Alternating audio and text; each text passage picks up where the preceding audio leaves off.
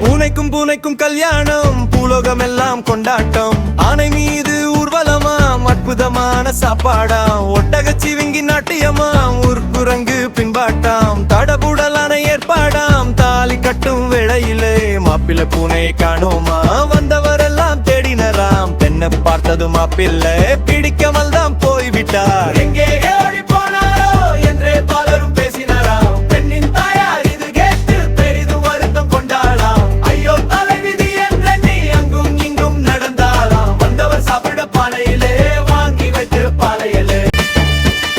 சந்தடியின்றி மாப்பிள்ளை சமையல் கட்டில் தீர்த்தாராம். திருடி திருடி பாலையெல்லாம் தீர்த்து கட்டும் மாப்பிள்ளையே பார்த்து விட்டாள் பெண் தாயார். பலத்த சத்தம் போட்டாலாம். உடனே அங்கே எல்லாரும் ஒன்றாய் கூடி வந்தனராம். மாப்பிள்ளை பூனை வழியின்றி மத்தியில் நின்று விடித்தாராம். திருக்கு பிள்ளைக்கு என் பெண்ணை திருமணம் செய்ய முடியாது. வேண்டாம் இந்த சம்பந்தம், கேடு போய் வாரும். வேண்டாம் இந்த சம்பந்தம், கேடு போய் வாரும் என்றே பெண்ணின் தாயாரும் ஏளனமாக கூறியதின் அருமை பெண்ணை தன்னுடனே அழைத்துக் கொண்டு போனாளாம்.